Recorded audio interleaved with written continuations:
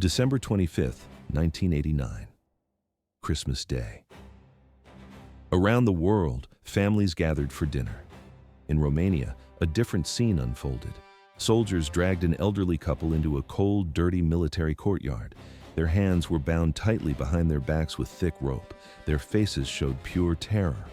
A firing squad stood waiting in position. Rifles were leveled. In seconds, over 100 bullets hit the target. Blood splattered against a red brick wall. Nicolae and Elena Ceaușescu, the most feared dictators in Europe, were dead. The rain ended in a pile of brass casings. For over 20 years, the couple ruled Romania with an iron fist. They built a system based on fear, torture, and silence. They lived in marble palaces with gold-plated fixtures. Meanwhile, the population starved. Bread was rationed. Heat was cut off in the winter. Citizens were arrested for whispering in bread lines. The state media called them living gods. In reality, they were tyrants. Then, in just 3 days, the empire collapsed. Why did the people turn so quickly? It wasn't a slow decline. It was an explosion. The timeline moved at a frantic pace. First, a desperate escape by helicopter from the roof of the Central Committee building.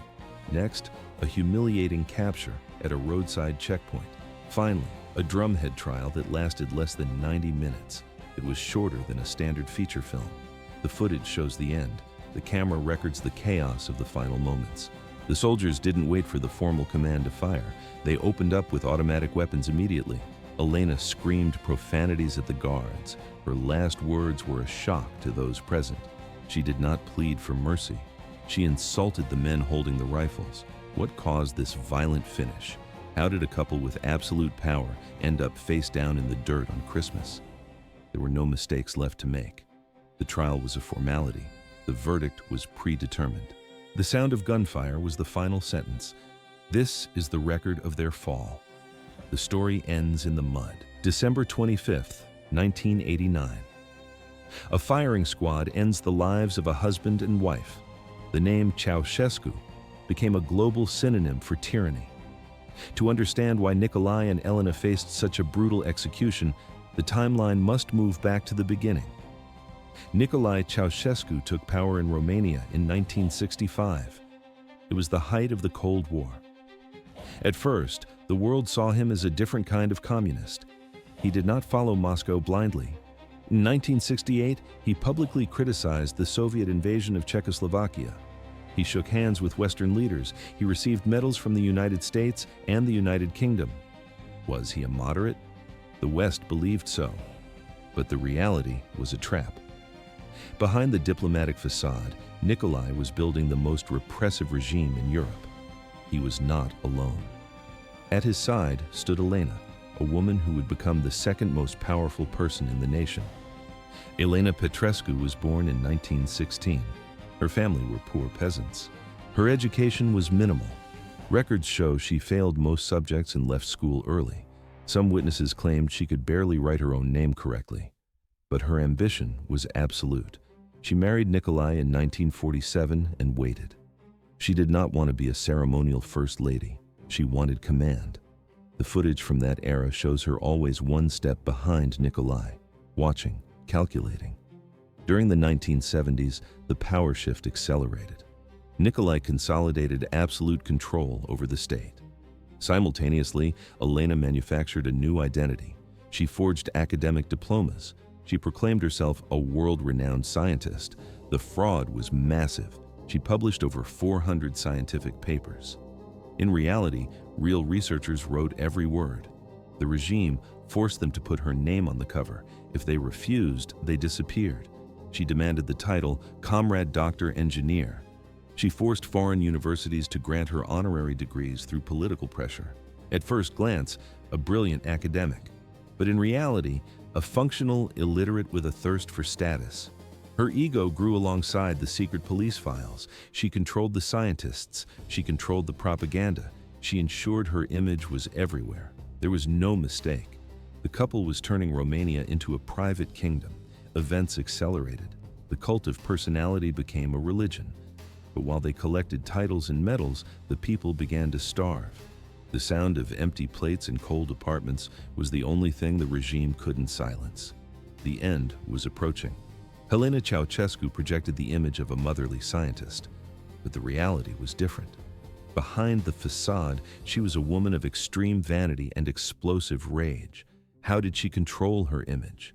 It was a matter of total censorship. Helena hated her nose. She strictly forbade photographers from taking pictures of her profile. If a photo was unflattering, it was destroyed on the spot. She didn't just hide her flaws, she erased them from history.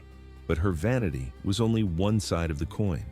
Behind the palace walls, Helena was a political force. She sat in on high-level meetings. She influenced the appointment of government ministers. More importantly, she personally selected the names of enemies to be liquidated. The Securitate was the tool of her will. This secret police force was among the most brutal in Europe. Helena oversaw their operations. She didn't just watch from a distance, she actively participated in the machinery of terror. The regime built a cult of personality. It rivaled the propaganda of Stalin or Mao. Nicolae was called the genius of the Carpathians. Helena was marketed as the mother of the nation. Every school book contained their faces. Every city square held their statues. The footage shows thousands of people marching in forced parades. They carried massive portraits of the couple. They chanted slogans for hours.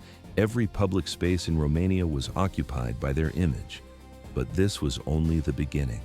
While the elite lived in luxury, the population endured a nightmare. The economy collapsed. Nicolae made a radical decision. He decided to pay off the entire national debt at once. The cost was paid in human lives. Food disappeared from the shelves. Bread, meat, sugar, and milk were strictly rationed. The power grid failed daily. Entire cities were plunged into total darkness for hours at a time. The sound of silence replaced the hum of industry. Winter was the hardest. The state restricted heating to save energy. People froze inside their own apartments. But the cold wasn't the biggest threat. It was the fear. The Securitate had informants everywhere. Neighbors spied on neighbors. Co-workers reported each other to the police. Even families were torn apart by suspicion. A single joke about Nicolae led to 10 years in prison. A whispered criticism resulted in a disappearance. Romania became a giant prison.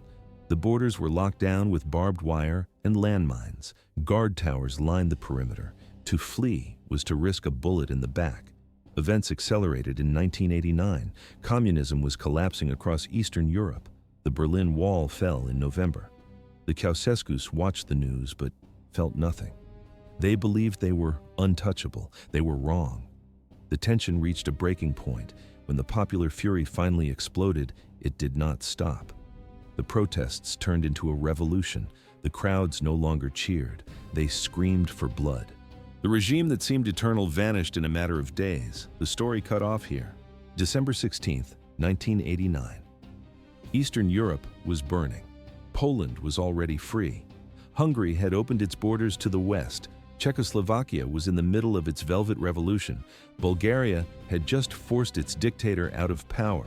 The Berlin Wall had collapsed in front of the entire world. But in Romania, Nicolae Ceaușescu believed he was still in control. He ignored the shifts in the Soviet bloc. He trusted his secret police. How did the collapse start? It began with a single man in a small city. But the fire spread because of decades of starvation. On December 16th, a protest erupted in Timișoara. The city is located in the west of the country.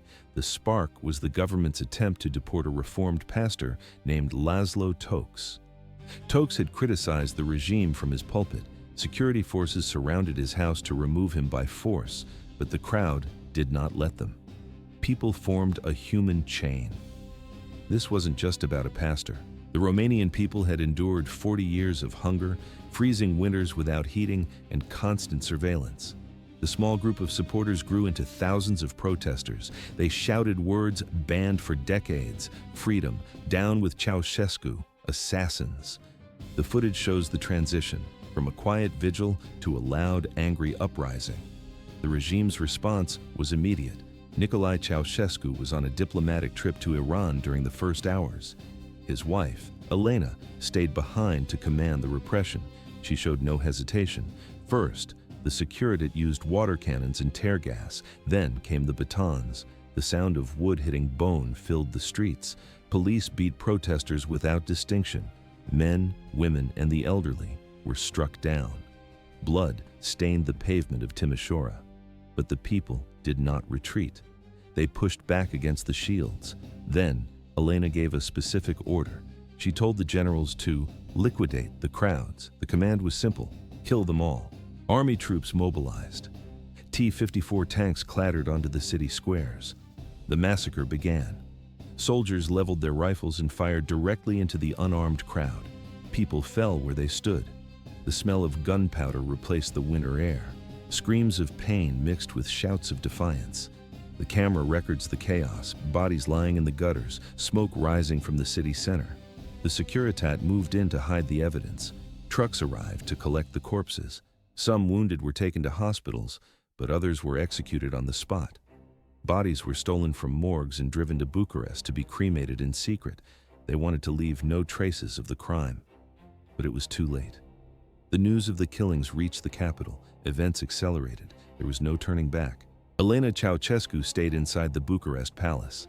She monitored the incoming reports. Martial law was declared immediately. A strict curfew followed. Orders were clear. Anyone on the streets after the deadline would be shot without warning. Soldiers took positions, but the decrees failed. The revolt spread like a chain reaction to other cities: Arad, Cluj-Napoca, Sibiu, Brasov. People abandoned their homes and factories. It was no longer a protest. It was a national awakening. The population refused to endure another day of the dictatorship. December 21st, 1989. Nicolae Ceaușescu returned from an official visit to Iran. He stepped off the plane and found a country in flames. He was furious. In a televised address, he blamed foreign agitators and hooligans for the chaos. He did not understand the reality.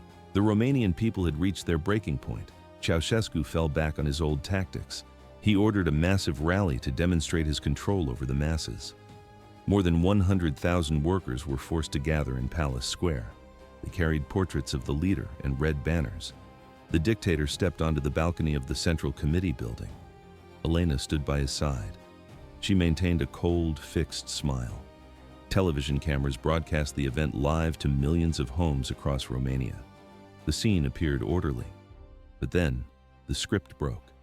The footage shows a sudden shift. Boos and whistles erupted from the back of the crowd. The noise grew into a roar. Thousands began chanting a single word: Timișoara, Timișoara. They were screaming the name of the city where the massacre had occurred days earlier. Ceaușescu stopped speaking. His mouth stayed open. He looked confused. For the first time in 24 years, he was being challenged in public. He raised his right hand to silence the crowd, but the shouting only got louder. Suddenly, a loud bang echoed through the square. Some witnesses claimed it was fireworks. Others insisted it was the sound of gunfire. Panic took over. The live broadcast flickered and cut to a gray screen. The wall of fear had collapsed. 12 o'clock noon. Panic erupted in the square. The crowd began to scatter in total chaos. Nicolae raised his arm. He shouted into the microphone, "Hello! Hello!" He acted as if the equipment had failed, but there was no technical glitch. It was the end of the regime. Elena grabbed her husband's arm and pulled him back into the building. The live television broadcast cut to black. It was too late. The entire country had seen the moment. The dictator was powerless. Why did the crowd stop running? At first glance, a riot, but in reality, a revolution. The people realized the fear was gone. That night, Bucharest exploded. Thousands of protesters flooded the streets. The sound of shattered glass filled the air. Police officers opened fire into the masses. But then, the dynamic shifted. The soldiers of the regular army began to hesitate. Many lowered their rifles. Some took off their helmets and joined the protesters. The Securitate secret police continued to fight. They fired from rooftops and street corners, but they were outnumbered. The fury of millions was stronger than bullets. Nicolae and Elena locked themselves inside the Central Committee building. They were trapped. They still had loyal bodyguards and stockpiles of weapons, but they no longer had a country. The footage shows the couple pacing in the dim corridors. Outside, the roar of the crowd grew louder. The clock was ticking. The era of Ceaușescu was over. But this was only the beginning. Events accelerated. What followed was the most dramatic sequence in Romanian history. An impossible escape by helicopter, a humiliating capture in the countryside, a lightning trial that lasted only 90 minutes. It ended with a firing squad. These were the final hours of freedom. December 22nd, 1989. The sun rose over Bucharest to find Nicolae and Elena Ceaușescu trapped inside the Central Committee building. Outside, the square was a sea of people. Thousands of angry citizens screamed for their execution. Inside, the atmosphere was different. Even the most loyal guards began to hesitate. They looked at the weapons in their hands and wondered if dying for the dictators was worth it. Elena stood by the window. She saw the reality on the pavement below. Tanks blocked the intersections. Soldiers were no longer shooting. Instead, they were shaking hands with the protesters. Romanian flags waved in the wind, but they were mutilated. The communist emblem had been cut out of the center, leaving a hollow circle. It was over. We need to leave, now. Elena spoke firmly to her husband. A desperate plan was assembled in minutes. They would call a helicopter to the roof. The goal was to reach a secure military base outside the city. From there, Nicolae believed they could regroup loyal units and retake control. He still thought he was the leader. Elena knew better. This was not a strategic retreat. This was a frantic escape. By 12 o'clock, the roar from the street changed. The sound moved from the pavement to the hallways. Someone shouted that the protesters had breached the ground floor. Thousands of people were charging up the stairs. Time had run out. Nicolae and Elena ran toward the roof. The cold December wind hit them as they stepped onto the terrace. The visuals are clear. Elena wore her expensive fur coat. Even while running for her life, she maintained her status. Nicolae wore a heavy dark overcoat and a scarf. The helicopter descended onto the concrete. The pilot, Vasile Malutan, watched the scene in disbelief. The man who had ruled Romania for decades was now fleeing like a common thief. How many could fit inside? The helicopter was designed for 4 passengers, but 6 people crowded into the cabin. Nicolae, Elena, 2 bodyguards, and 2 political aides shoved their way in. They were crushed together. Elena was pinned against the door, her fur coat pressed against the glass. There was no time to adjust. The pilot pulled the collective. The engine roared. The aircraft lifted off the roof exactly as the first protesters burst through the terrace doors. Below them, the palace was lost. Events accelerated. There was no turning back. 45 seconds. That was the gap between escape and capture. From the cabin of the helicopter, the view was clear. Bucharest was burning. Columns of thick black smoke rose from the city center. Massive crowds filled the squares and boulevards. Their capital and their power were vanishing in real time. Nicolae Ceaușescu grabbed the radio headset. He barked orders to his commanders. No one answered. On the public frequencies, the message was different. The announcers shouted that the dictator had fled and the regime had fallen. The sound of cheering was audible even through the static. The flight lasted 60 minutes. They reached Snagov and touched down in an open field. Here, the pilot, Vasile Malutan, made a choice. He looked at the instrument panel and then at the dictator. He refused to fly further. Why did the pilot stop? He claimed the skies were no longer safe. Anti-aircraft units had orders to shoot down any unidentified aircraft. Malutan stated he had a family to protect. At first glance, a loyal soldier. But in reality, a man jumping from a sinking ship. Nicolae's face turned deep red. He screamed at the pilot. Elena joined in, shouting insults and threats of execution. It didn't matter. Malutan exited the craft, restarted the engine, and took off alone. The dictator and his wife were left standing in the dirt. The situation turned pathetic. They walked toward a nearby road. Nicolae and Elena Ceaușescu once controlled the lives of 23 million people. Now, they stood on the shoulder of a highway like beggars. They waved their arms to flag down passing traffic. One car pulled over. The driver recognized the famous faces immediately. He felt the cold grip of fear. He stayed silent and signaled for them to get in. He drove for several kilometers while the couple sat in the back seat. Then, The driver saw a police patrol ahead. He pulled to the side of the road and killed the engine. He told them the fuel tank was empty. It was a lie. The driver knew the revolution was winning. He did not want to be caught helping the fugitives. He forced the most powerful couple in Romania out into the cold. Events accelerated. There was no turning back. The couple stood on the asphalt as the car drove away. They were alone. The police were approaching. The era of the Ceaușescus ended on a dusty roadside. 10 minutes later, the police found Nicolae and Helena. They were walking aimlessly along the side of the road. There was no resistance. No dramatic shootout occurred. The officers approached and the couple surrendered. They were handcuffed and treated like common criminals. The police drove them to a military barracks in Târgoviște. Soldiers locked them in separate cells. Nicolae sat in silence on a wooden bench. He stared at the walls, processing the speed of his fall. His empire had vanished in hours. Elena reacted differently. She screamed at the guards. Her voice echoed through the stone corridors. "Do you not know who I am?" she yelled. "I am the comrade doctor. You will pay for this." The soldiers did not look at her. They ignored her insults. Her power was gone. The era of the Ceaușescus had ended, and the situation was about to get worse. 3 days remained between their capture and their death. During these 72 hours, the couple stayed behind bars in Târgoviște. Outside, Romania was bleeding. The streets were a war zone. Members of the Securitate, the secret police, refused to surrender. They stayed loyal to the fallen regime and dug in for a fight. The sound of gunfire filled the cities. Snipers took positions on rooftops and fired into the crowds. The footage shows tanks turning their turrets toward civilian apartment buildings. It was a civil war in development. The new provisional government, the National Salvation Front, faced a crisis. How could they stop the violence? As long as Nicolae and Helena remained alive, they were a symbol. The loyalist forces had a reason to fight. There were rumors of rescue missions in underground tunnels. The killing could continue for months. A decision was made. There would be an immediate trial, and the sentence would be carried out the same day. December 25th, 1989, Christmas Day. While the rest of the world celebrated, Romania prepared an execution.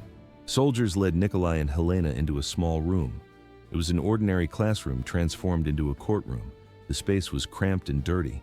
School desks were pushed against the walls to make room for the officers. The scene was bleak. 3 military judges sat at the front. A prosecutor stood to the side. Defense lawyers were present, but the outcome was already decided. This was a makeshift military tribunal. The trial was about to begin. There was no turning back. Public defenders stood by with no intention of protecting the defendants. The cameras captured every second of the proceedings. Romania needed visual proof that the dictators had fallen. Nicolae entered the room first. He wore the same dark overcoat from the day of the escape. In the footage, he looks smaller. He looks fragile. He looks old. He sat down next to Elena. She wore her fur coat and a scarf. She scanned the room with contempt. Her posture suggested she was still the second most powerful person in the country. The prosecutor began reading the formal charges. Elena interrupted him immediately. She shouted that she did not recognize the court. She demanded a trial before the Great National Assembly. The prosecutor did not stop. He continued reading the list. The charges included the destruction of the national economy and the collapse of the country's infrastructure. He cited billions hidden in foreign bank accounts while the population starved. Elena reacted with a scream. She called the accusations lies. She claimed they gave everything to the nation. She called the officials traitors. But the process moved forward. Witnesses took the stand. Military officers testified about direct orders to fire on civilians. Economists detailed the scale of the financial disaster. The pace of the trial was relentless. Nicolae tried to mount a defense. He listed his past achievements. He spoke about new housing projects and the construction of schools.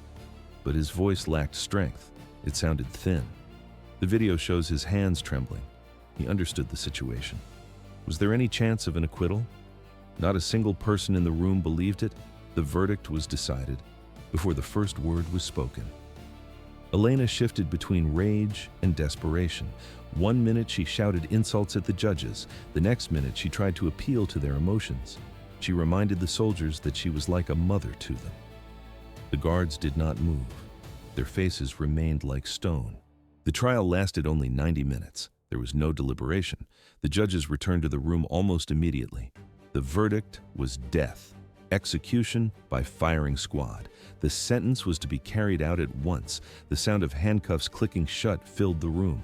Soldiers grabbed their arms. Elena struggled against the grip. Nicolae stopped talking. He looked at the floor. The soldiers led them out of the building and into the courtyard. The story of the regime ended there.